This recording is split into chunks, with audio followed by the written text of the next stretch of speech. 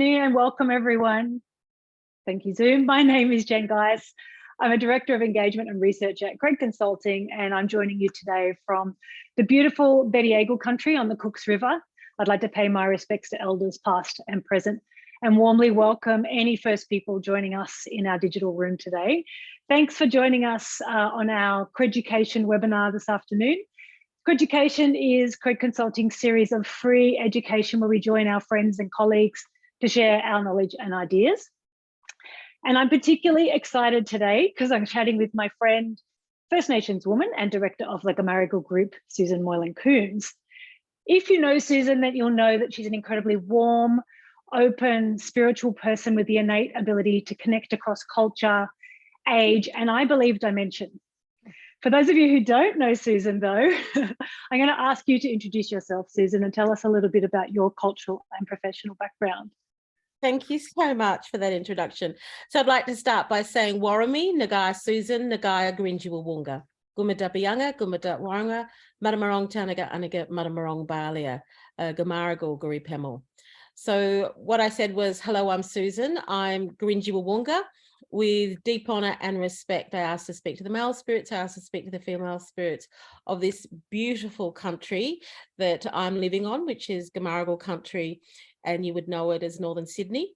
And I've had a bit of an extensive career, but before I just really, in a snapshot, introduce that, I'd like to acknowledge Professor Dennis Foley, who taught me the language of country, and who is the knowledge holder and elder for this area, who is very generous in his time and sharing culture. So I've just, in a snapshot, I have had a professional career in broadcasting and now get to do a whole lot of fun stuff that I get to choose, which is really interesting when you have that ability. And I choose to do a lot of work with Craig Consulting because they're great people. And I really believe the work that we're doing is pushing the dial in the right direction in terms of how to incorporate Indigenous knowledge systems into the work that we do. So it's great to be here this afternoon chatting with you, Jen, and hope that everybody that's out there listening to this gets something to take away that's useful in your professional careers. Thanks, Susan. And we've already had the pleasure of hanging out this week, which was wonderful, at a workshop. We have worked together on multiple projects over the last few years, more and more actually, which is so fantastic. And I think that what's been wonderful is that those projects have been successful. Successful in that they've both been fun for us, but also for participants. But also I think we've come away with the First Nations communities that we've worked with together, feeling empowered, feeling happy about the engagement, and feeling like they've been at the decision-making table. And that's what we sort of wanted to talk about today a little bit, is a different approach, I suppose, and it's an approach that we both talk about being working alongside rather than just engaging with this important cohort of our community as an additional stakeholder. So the structure for our webinar today is Susan and I are going to have a little bit of a chat, which we can do for hours, but we'll keep that short. And then we'll have plenty of time for participants' questions. So for those of you listening, if you do have any questions for Susan around First Nations engagement or any of the points that we're touching on, please just pop those in the Q&A box. We'll be monitoring the Q&A box for questions. You can put those throughout. You don't have to wait till the end. And then we'll probably have around half an hour, I'd say, for plenty of question time. Okay, so Susan, you have had a varied career and you've been at some incredible touch points in the history of our First Nations community and contemporary society through your broadcasting career. Plus, you've now, as you said, you choose the work that you do. And so you do a lot of work with young people. And I know you've been having auntie time this week, which is just so fun, as well as engagement. And that's the sort of work that we do together. So I'm wondering, over recent years, what have you noticed change in the desire or the approach to engaging with our First Nations communities? It is changing. And I think the momentum to which that change is occurring is speeding up. And I think there's a lot of reasons for that, you know, at the international level, you've got the United Nations Declaration of the Rights of Indigenous People. Yeah. And that really firmly gives us rights. And whilst, you know, Australia didn't sign up to it at the beginning, we did in 2008. And whilst it can't overturn domestic law, there are some really solid principles in there that speaks to our rights. At a national level, and then, you know, the different states, we've been looking and participating in this process called reconciliation for the last 30 plus years. So people are really starting to understand, you know, that long story of who we are as the original people, as the First Nations people of this continent that we today call Australia, and wanting to understand, to do things better in and around our rights as original people. And given the history, which has not been great for us, how do we look at that, redress it, and then start to do things differently? So yes, we're acknowledging country. Yes, we're doing work collaboratively together with different organizations and different levels of government. Yes, we're being included, and we continue to say, please invite us to the table, because we have a very sophisticated societal structure and Indigenous knowledge systems that have an opportunity to change the game. And it is being recognised internationally. And, you know, the World Economic Forum, there was a paper that was put out at the beginning of the year about looking at Indigenous knowledge systems and how they can actually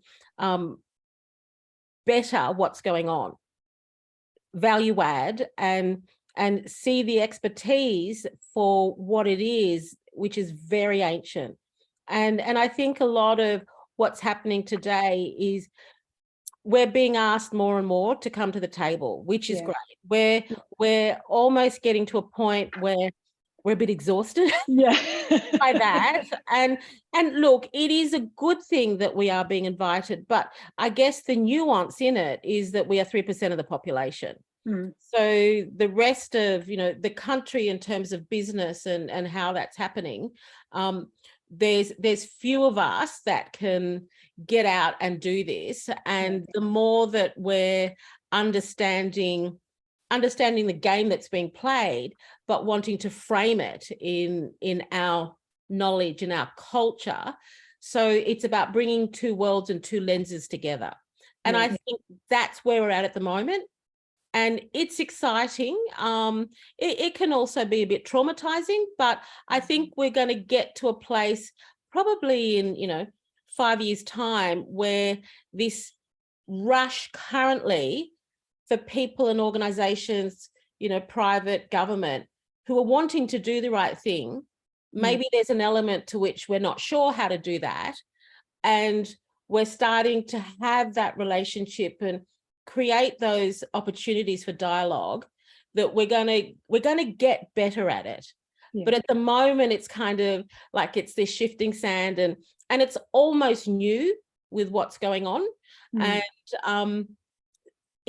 there is opportunity, and people just need to take their time and establish the relationship and understand what each other's needs are, and particularly how can we inform a different way of doing it, because, you know, it's insanity to think that we can keep doing what's going on and we're going to get a different outcome.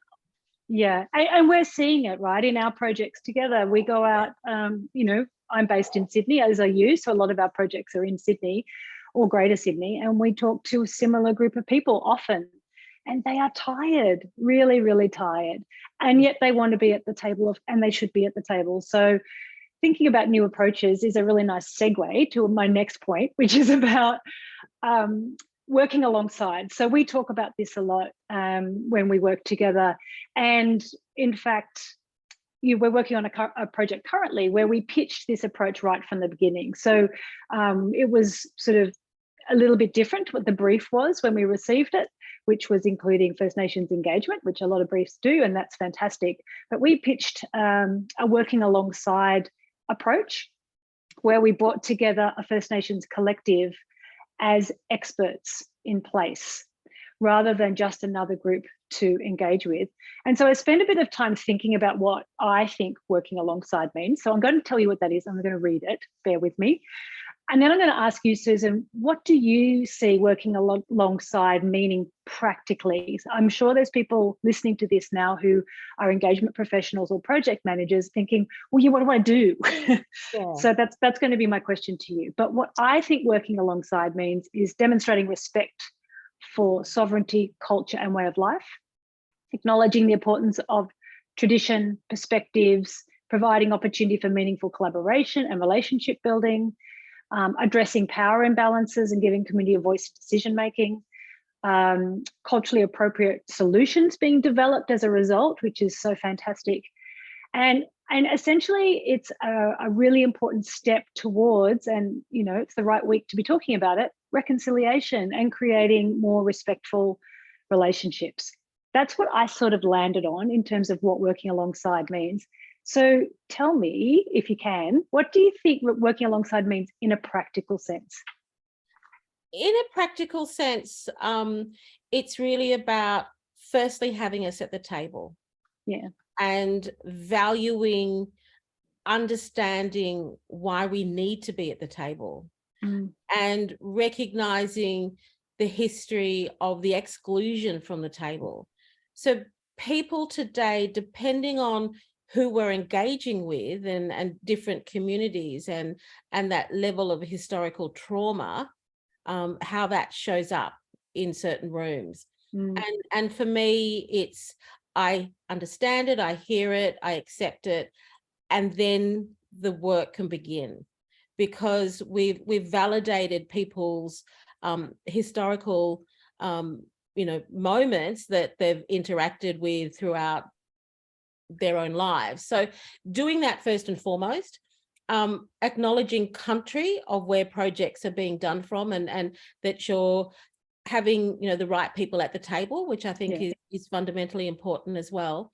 And there are many different groups that that you need to be able to speak to and cater for, and allow the inclusion of everybody who has an affection, as contemporary communities living on country, those that have a long story and ancestral connection to country, and then today organizations that are working on country. So working alongside for me is being able to hear all of those voices, validate those voices, and then listen to the points of view and the matters from perspectives of people who are in those communities, like what is important and how do we do that, and making sure that the ability, when you look at the United Nations Declaration of the Rights of Indigenous People, there are 46 articles. The first 5 are really important, and they really speak to the fact that we need to be allowed to self-determine who we are. We can have choices in being a part of our own community and identity and country, and also being a part of the nation state, that these are things that are very personal to us. So when we talk about country, and if there's a project that is about a certain piece of land and certain piece of work that's happening, or construction, or whatever it is, people have deep knowledge and connection to that country. Yeah. And they'll be able to tell you what's going on in relation to, land management, water management, sites, what's important. When you do that, then, this happens. Why would you do that if you have this knowledge that we're sharing with you? So it's really about future-proofing, getting the knowledge and expertise from the experts, who is us, as First Nations people, valuing that. And as you said, sometimes it can be a recognition of a bit of a power shift. And for organizations and for governments, it's like, you don't have to fear that power shift. It's being inclusive, it's being expansive. So what we have to offer is recognized and valued as really sound knowledge, because we were the original sustainability practitioners, even though we never had a word for sustainability. It was It just how was. we are. We just are in the world. These are practices that just are so deep, and whether they're spiritual practices or they're practices of caring for country and maintaining country, it's just who we are. So walking alongside is making room for a relationship to grow, making room for healing the past, because people, do walk with some levels of emotion and trauma. And how do we make sure that for everyone, whatever we're doing, that there is a good outcome? And, with what we've been living through over the last couple of years, and this is, our shared humanity, that everybody's been having a tough time. And it's not, it's not just one race of people that's having a tough time. As humans, we've been all having a tough time. So it's almost like we're in this baseline of how we show up on this continent that we call Australia. And with us, that there is some important information that we want to share. And it is, when you listen to the elders, they will say, this is for humanity. We need to change the way we live. We need to change our behavior. And being able to embed some of that knowledge into projects or into construction or informing, different projects and programs, there's some really sound knowledge there. Absolutely. So I see our role, like CRED's role, as non-Indigenous, or me as a non-Indigenous person, in a support role to you first and foremost, and that's the way we work. But also there's a real role as an engagement practitioner in active listening. I do a lot more listening than I do speaking. And by listening, being able to start to understand and interpret the knowledge that you're hearing in the context of the sort of contemporary policy, program, project landscape. And that's where I think you and I and you and Cred and yourself work so well together. It's that sort of confluence. So there really is, I think, a beautiful role for everybody working together. I wanted to touch on something you said around identifying who to work with, being a really key component. And I'm wondering if you wouldn't mind sharing the wonderful situation we had when we worked at Sydney Olympic Park, where it's the land of the Wangal people. And we were convening, it was in the middle of COVID, so we were convening an online focus group of First Nations stakeholders and community members. Would you tell us a little bit about what happened and why that was so important? I think it was important in relation to creating opportunity for that listening to happen and being able to bring in the Wangal narrative. And the personal story for me was a girlfriend who I've known forever, who I had known as a Darug woman. And when I spoke to her to see if she would like to be involved in the project and, come and, do welcome to country and all that sort of stuff. And she goes, I'm Wangal. And I'm like, no. After all this time of knowing you, I didn't know that you were Wangal. So, I, at the beginning of it, it was able to shift and shape a direction. And it was really, for me, an awareness that, it's always, these things come up. And how are we inclusive? How do we embrace certain things? And the other thing that I wanted to say when you were talking before, Jen, time is so important. Yeah. Yes, the deep listening is important. And yes, gaining an understanding of what are those nuances. So being able to hear each other is really important to create those moments where you're rifting and you're creating something new and different from the relationship. And that takes time. And so whilst we've had time in terms of, myself working alongside with Cred, in the projects that we do, building in time is also really important. And not easy. and not easy when there are sometimes really tight timeframes. Yeah. And it can be pressure points, or it can be an opportunity to really slow it down and to truly hear each other, and then create something new and different. So the Sydney Olympic Park project, I thought, was fantastic because it was looking forward. Yeah. So what are we all going to create in terms of looking to the future for Sydney Olympic Park? Who are all the people who have love and affection for that country and for what has been built on top of it? So you've got long story, present story, and future story. And that's what I loved about that project as well. Yeah, and we had tears in that workshop once it was realised that we had a traditional owner in the room that nobody knew before. It was quite incredible, and that really shifted the dynamic with the New South Wales government as well. And the outcome of that project is that country and Wongal is embedded in that vision, and now through the master plan. So, you know, really Wongal and the traditional owner that was uncovered is now at the decision-making table. So fantastic. Yeah. The thing about time I wanted to touch on is that giving this sort of working alongside time helps to build trust. And something we heard just 2 weeks ago when we were working with a First Nations collective, a local First Nations collective that we had convened, was that there was a real lack of trust. There was generosity to be at the table, for sure, but there was a lack of trust because, quite honestly, those people had been asked the same questions how many times over the last how many years? Well, their parents and their grandparents have been asked the same questions, really. And there was a lack of trust really right from the beginning, saying, why should we even be here and talk to you? Because we haven't seen a lot change. And I think that allowing that time to build trust and working alongside is just, going to lead to such greater outcomes. Yeah. Did you see that from that session?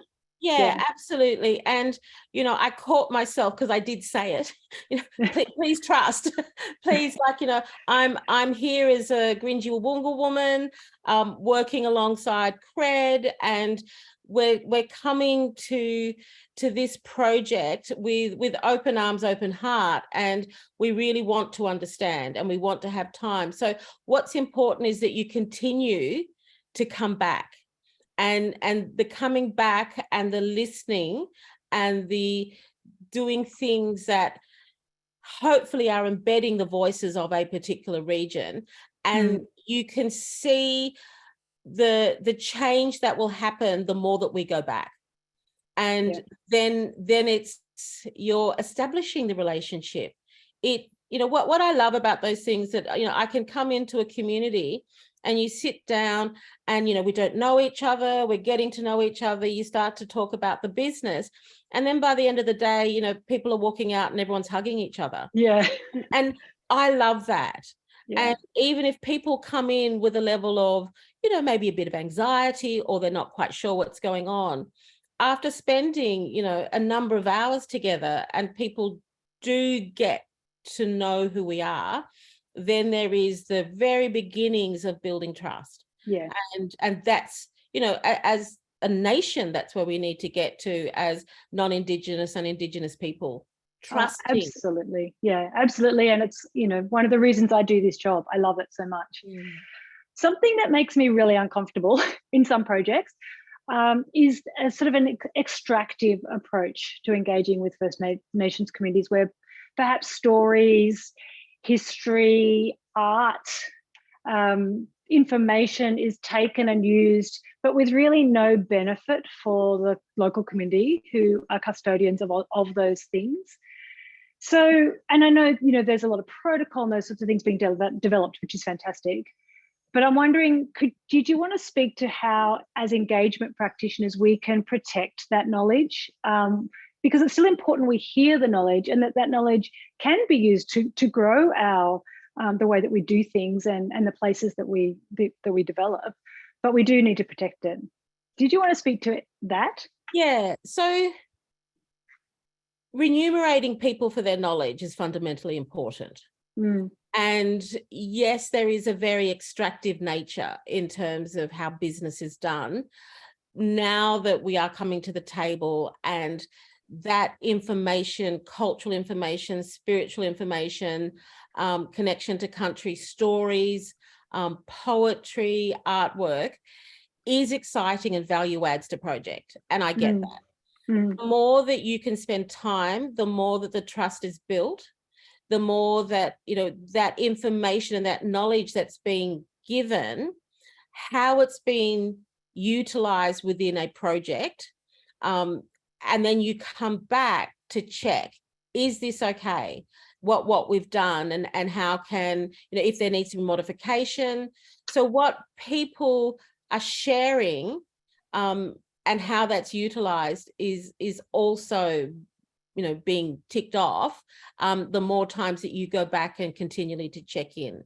Because people do feel like that you're constantly taking the information, and people will say, what's going to happen with that?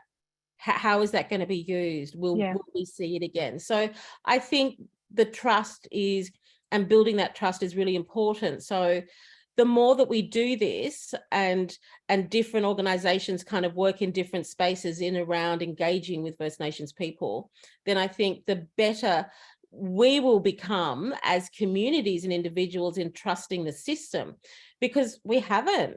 I mean, there are times I don't trust the system. And so I have to get over myself to be able to see what is the intention. And if there is good intention, then I will pick it up really quickly. If the intention's not so pure, I'll pick that up as well. And so, I will challenge and I will have conversations to protect communities. And look, I'm not perfect. I get it wrong. And I go into communities on a range of different projects. And the thing that trips me up constantly when I know that I haven't done a good job is time. Because everything's so pressured and everything has to be done, like yesterday. Yeah. and sometimes, in a raft of projects that I do, it's like, I wish I had more time. I wish I had, the ability to really just engage at a very human level to then do the business. Yeah, 100%. We feel it all the time. It's just time. Yeah. Okay, I'm going to move on to the last thing I want to talk to you about before we open up to questions. So anyone listening, if you do have questions, just pop them in the Q&A. We'll have plenty of time for those. So symbols of recognition like a welcome or acknowledgement of country and others that I want to talk about, they really help people feel their culture is recognised and valued. It shows respect. I do get a sense that some people wrote just throwing out the acknowledgement these days without sort of considering the actual importance of it. And you have set up a number of projects that we've worked on with really incredibly poignant acknowledgements of country that are almost narrative pieces that set the tone and set the scene for these projects. And I think Phoebe's going to show a couple on the screen now. That they are wordy, but that's because you delivered them so beautifully. But I thought it was really lovely to show people what I'm referring to as we talk about this. You also use ceremony a lot. So I want to park the ceremony and talk about that in a minute, because that's just my favorite part of working with you, really, is to participate in that together. But talk to me a little bit about the importance, particularly of the welcome and acknowledgement piece. Yeah. And so wherever I go, I will always do an acknowledgement. And there is an essence to me where there is culturally a protocol that I need to adhere to. My ancestral background comes from the Northern Territory. So I will always do an acknowledgement of country, and people say that I'm doing a welcome. I will always correct it because I'm acknowledging country. And I think that by doing that, you are speaking to our rights. That this is, whilst on one level we have the realm of Australia, on the first level we have many different nations, and we are the original people of this continent. So speaking those words and saying those names of country is really important, because the spirits, the ancestors are listening. And if I do the wrong thing, I get kicked.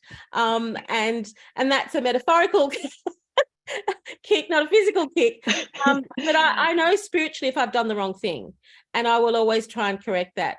So sharing that knowledge that these are really important protocols. But having said that, the acknowledgement of country, you know, whether people are putting them on buildings with plaques or in offices and things like that, the other side of me goes, and then what?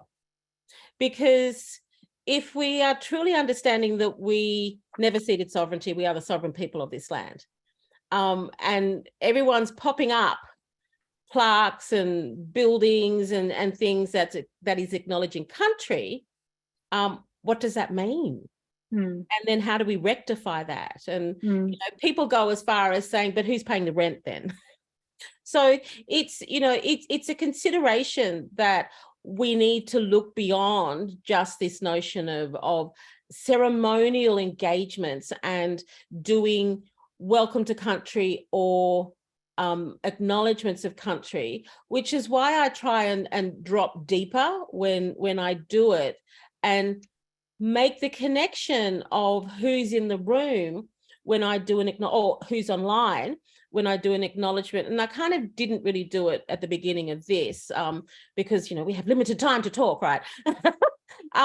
But it's really important. And I think when people are just doing it as almost like a rote thing, and you at a conference and 5 people do it, or, you know, 10 people do it, there's an element to which it's nice, but keep it short and sweet. If you've had someone come in to do a welcome to country, and then everybody else afterwards can just thank Auntie Lois for doing the welcome to country, and then just acknowledge Auntie Lois for her beautiful welcome, and not have to go into a full, you know, acknowledgement, which, because of reconciliation action plans, there are policies and protocols that when people speak, that this is what they say on behalf of their company or government department. So I get it when people kind of, it's getting a bit tiresome, but when you speak from the heart, when it's something that is truly meaningful for you, you will deliver something very differently. And the other point I want to make in terms of how people deliver acknowledgements of country, you know, coming from my broadcasting background, make it relevant to the audience. Like, you know, it's different audience will have different ways of hearing it and engaging in it. And if there have been, you know, 10 people before you doing it, then recognize that it kind of doesn't have the gloss from the beginning of the day. Yeah, so the 2 that I've shown on screen, the first one was one you did for a job we were working on around developing a resource for local governments around social cohesion for Department of Premier and Cabinet. And that was online to over 200 local government representatives. It was the first time we'd all met in a committee of practice situation. And it really opened up an honest conversation about truth telling and some of the challenges about realising social cohesion in this country. It was incredible. And then the one that's on screen now is the one you used throughout that whole Sydney Olympic Park 2050 vision and strategy engagement. And it led to that foundational approach as Wongal first for the vision. Ultimately, it really set the tone and set the scene. And the other thing about Sydney Olympic Park, which leads me to the last thing I want to talk to you about, is we used your daughter's artwork and commissioned her artwork in the branding of that beautiful brand. You can see it on the screen now. And it particularly was indicating the Wongal connection, not just to land, but also to sky. And you can see it up there in the sky. So I see this as part of your use of ceremony to honour the spirits and to help set intention. And I just love that about working with you. I've seen you light candles. I've seen you bring in flowers. We've used your daughter's beautiful artworks, and your stunning ochre ceremony that I've participated in multiple times. And if anyone online hasn't, then you've got something to look forward to. It's just wonderful. Such a nice way to connect people. We've done weaving activities in our sessions. You could see on the screen, we've engaged dancers to really perform and bring people to place. Now you can see on screen the ochre ceremony. So I'm just wondering, tell us a little bit about the importance of ceremony when it comes to engaging, working alongside First Nations Yeah. communities? I think that for a long time that relationship was not strong. And there were people that would get it and leap in, sometimes a bit too fast. And so, you know, there was an element to which our communities will pull back. When people do have a common understanding and the starting of the relationship and building of trust, then being able to share ceremony or do things that are more of a spiritual context, that it allows people to feel okay about being in a space in a particular time. So I'll push the ceremony when I can, when it's a First Nations engagement. And, you know, what you just saw was the, you know, lighting of a candle. And we had one of the elders light the candle.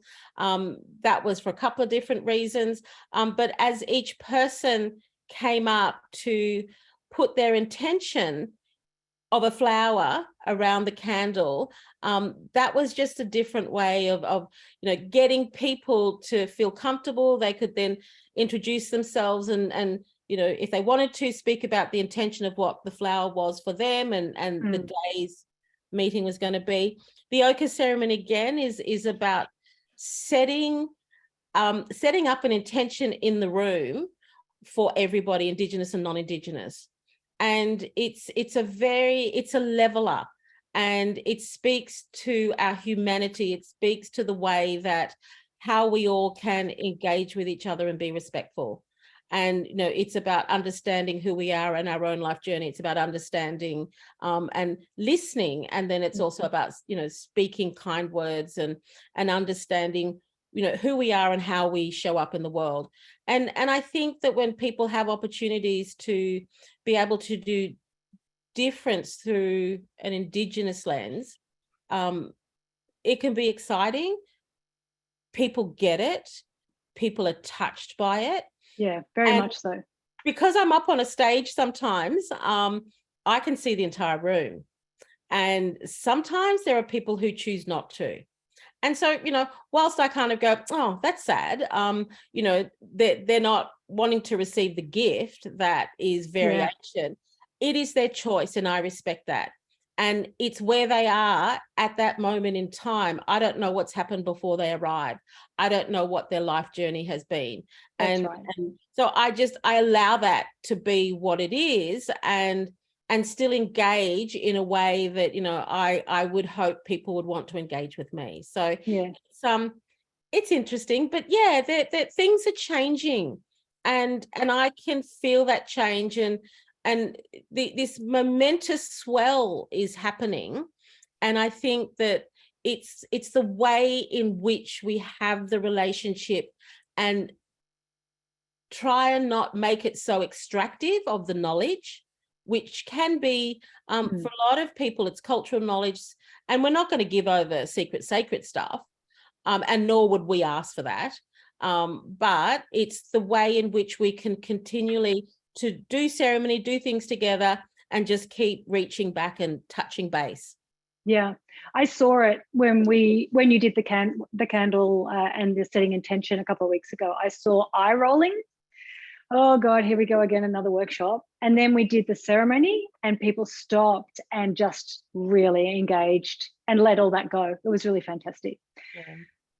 I'm going to move us on to some questions from our participants. We have talked 10 minutes longer than I said I would, and that's not surprising at all.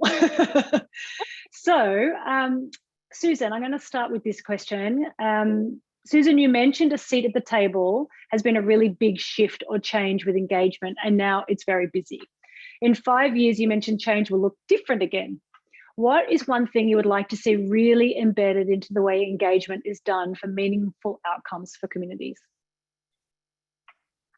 I conducted a workshop, at the beginning of the week. Yes, it was the beginning of the week. And what it looked like, and part of me wanted to cry because it was so beautiful, that we had 2 generations at the table. And this piece of work that we were looking at was about a landscape architectural kind of parkland. And because it was sitting on a women's area, a teaching area, and it was about the older ladies teaching the younger girls. So the construction of the conversation with the clients was very much about, yes, everybody will use the park, but the design of the park, the desire to incorporate the cultural meaning of site into how it was going to look. Seeing it's actually 3 generations, seeing women from different age groups talk, have such joy in the room, talking about what it might look like, what are the elements that might want to be included in it, making sure that the voices of young ones was there, and they were so excited. Oh, So fantastic. and it was, for me, it was like, we can do this. And the excitement of the client, who funnily enough were young ladies themselves working in this business, and then the landscape architect, gentleman who was just so gentle in his approach, open to what was going on. And I thought, wow, this is really interesting. So for me, it was easy because it was my community, and I facilitated a conversation. Yeah. And brought all these different people together and felt a real sense of, this is actually good work, and these voices are truly being heard and being invited back, and to do ceremony on site, to put intention into the site, and everyone being so excited about that really ancient cultural aspect to a modern contemporary design and build. And I had this sense of, this is good work. And it, yes, I might have constructed the opportunity for people to have conversations, and I can facilitate it slightly, but once it started, the conversation was amazing. And I didn't have to do anything other than just, present some other questions and things, and then just allow the conversation to happen. And the conversation between community and client was actually really amazing. So I think that it is going to look different, because non-Indigenous people in businesses, councils, government, corporations are going to get better at it. And there is, I know that there's a question there about, there's not one cohesive voice. There are many voices within communities.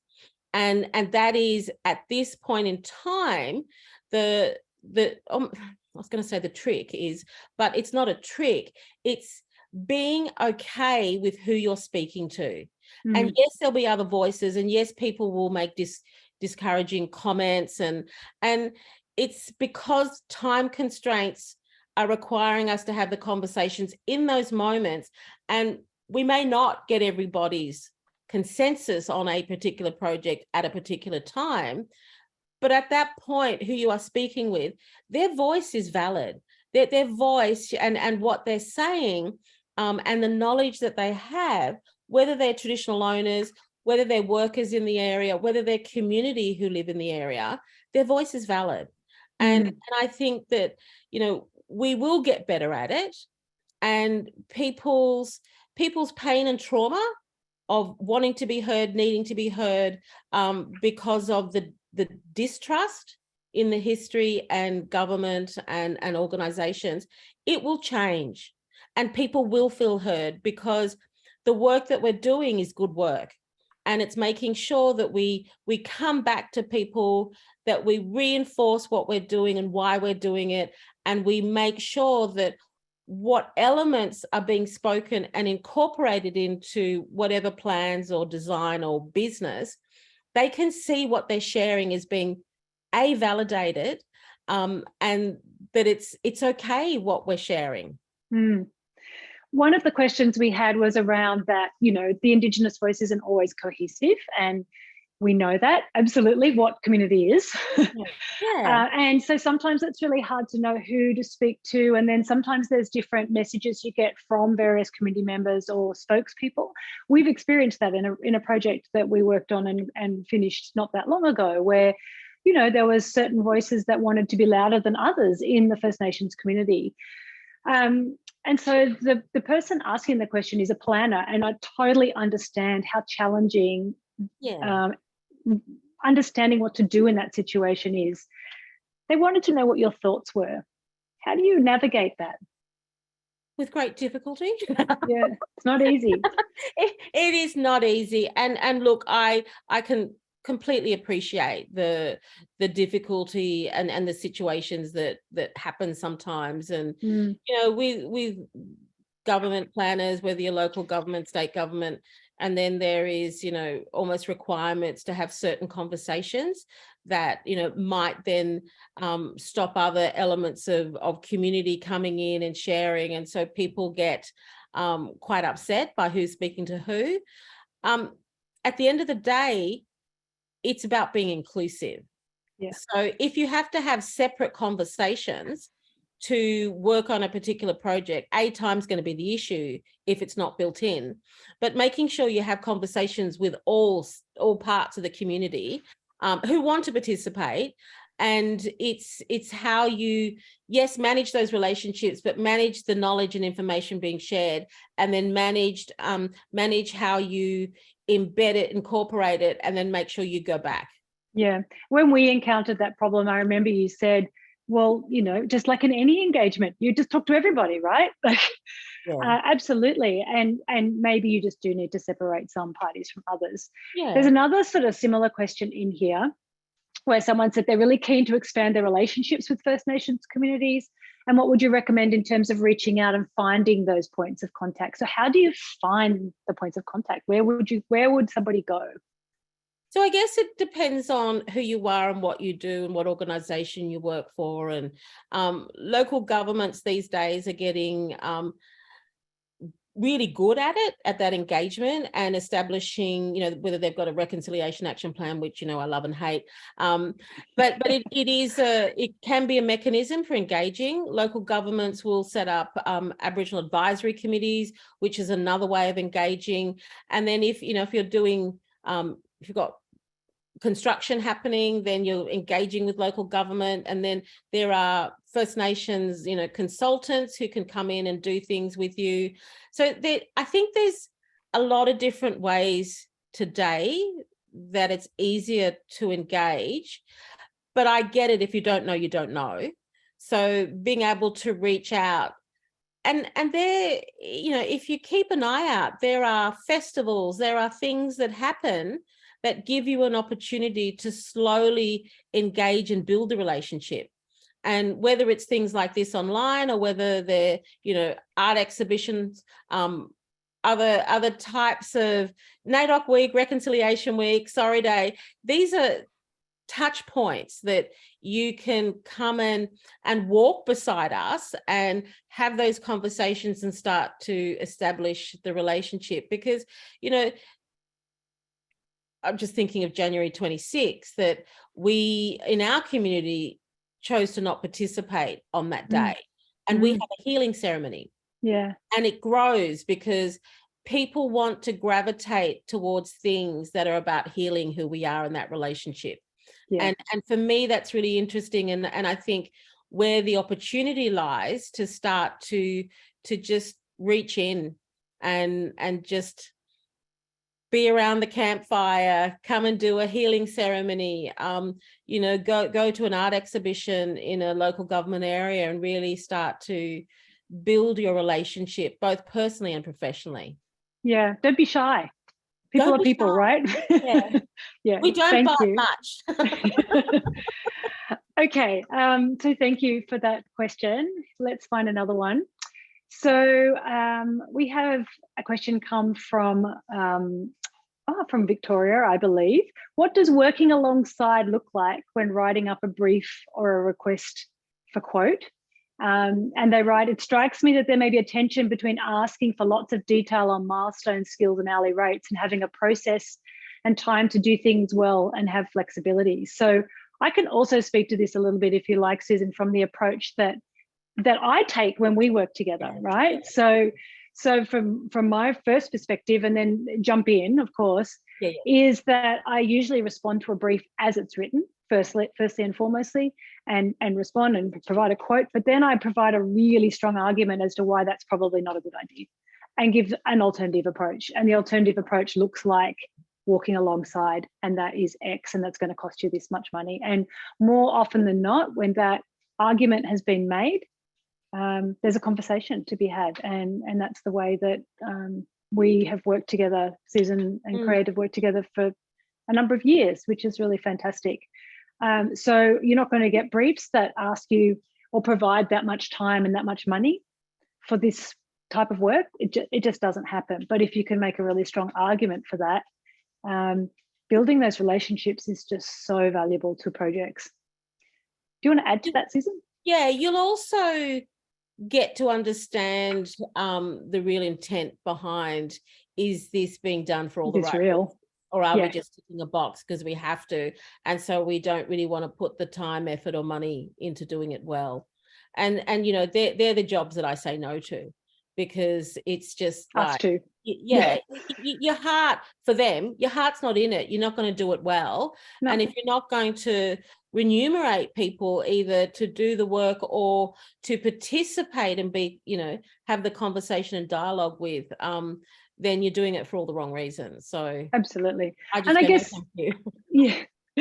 us too. So I guess that you just touched on something we didn't talk about earlier, which is remuneration for participation. We will always provide people with stipends, but also with, you know, food and a nice experience to really reward people for their time and their expertise. And we just won't participate in engagement with First Nations communities that just doesn't have that, right?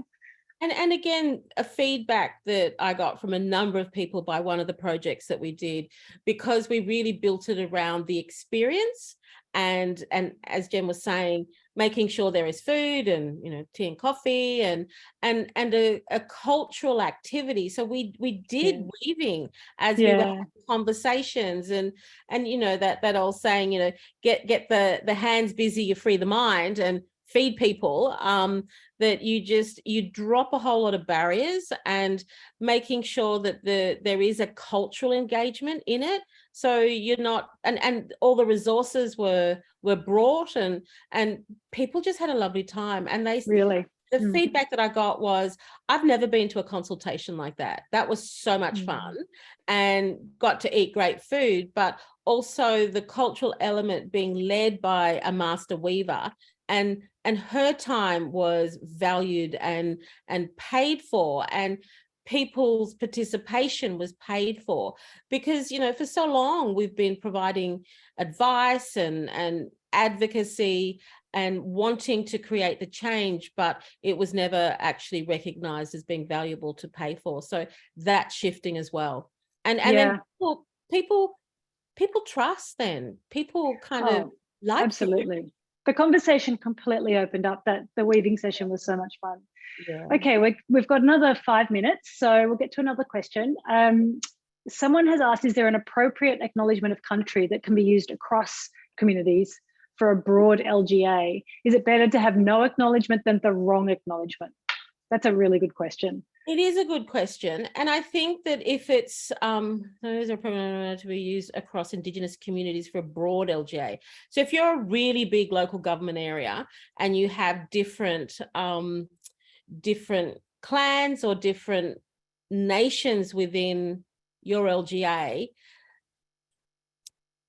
if you're having relationships with those communities and people who have ancestry to place, and you actually know what those nations are, if you have different buildings across that LGA, then it would be respectful to do acknowledgements in those buildings or in those discrete areas, with naming the country. So our boundaries and borders don't match LGAs and government. I know, go figure. So it's, you know, yes, it would be amazing if you could do the acknowledgements with the correct naming, and if you don't know or there's contention around it, then it's probably good to do a more general acknowledgement that you are acknowledging the lands of First Nations people as the custodians, and acknowledge. So that there are ways of doing it that you can be respectful and not going to get yourself into trouble, so to speak. Yeah, just this week when we met, I remember you acknowledged multiple languages, language groups and nations. So that was really interesting that you just named the whole, I think there was 3 or 4 in the acknowledgement all at once. And that was really, really great. Just another element to that. So it's okay to have a number of different welcomes, because there are different people who have different ancestry to certain places. So if it's a conference, I went to a conference in Adelaide. Each day of this 5-day conference, they had a different group who had ancestry to that place, because it's the city of Adelaide, and each group came and did a welcome. So I thought that was beautiful, that there was a recognition that there were many, different groups that identified to that particular place, and the allowance of having many welcomes from different people and different beautiful traditional owner groups today. So that's also something that people can do. So in our last few minutes, I'm going to ask the question that I hear all the time, and it's a tricky one, and it's about the best way to engage with Aboriginal land councils. So this person has said, I'm working on various projects that involve written feedback, comments, support, endorsement from the land councils. And to date, obtaining that feedback has been really challenging, like actually getting a response, I'm assuming. Yeah. Any ideas, Susan? Because this comes up all the time. Yeah, it does. And look, it's a way in which you engage with land councils, and the relevance that you see of land councils in the particular project. If within the requirement of doing the project that it's stating that you need to, engage with the land council, I get that. And it's can be a hit and miss depending on which land council it is. So you can only do your best. And if the land council doesn't want to engage, and that you have genuinely tried to engage, there are other people who have connection, who will have DNA to country, who will have community and family connections, that it's equally as important to hear those voices and understand that land councils are legislated entities that have been set up by government. So sometimes government projects will require government to speak to government, and I get that. And also including other groups, other organisations, whether they're traditional owner groups or community organisations, their input is equally valid and equally required in terms of businesses happening. So if it's a requirement to have the land council, attempt to engage with them. If that doesn't work and you can, clearly show that you've tried, it's also about being inclusive of everybody. Yeah, and often, let me tell you that in our reporting, and we haven't had much luck engaging with land councils, we'll just report that, honestly. We've tried. It didn't happen. Yeah. That's time. And so apologies to anyone whose question we didn't get to, but if you would like to reach out to Susan, you can find her online at the Guy Marigold Group. You can see that word on the screen right now. If you'd like to reach out to me, I'm at Cred Consulting. We're really thrilled that you all joined us today. I think we had almost 100 people online, which is so fantastic. And Susan, I know you've had the biggest week. It's Reconciliation Week. It was Sorry Day last week. We've already done a workshop together. You've done Auntie Time. It's been huge. So thank you so much for giving up your time to chat with me today. Pleasure. It's been really wonderful and super insightful as always. So I'd like to say thanks to you and thanks to everyone for joining us online. And we will sign off now. Thanks, everyone. Thank you. Bye-bye.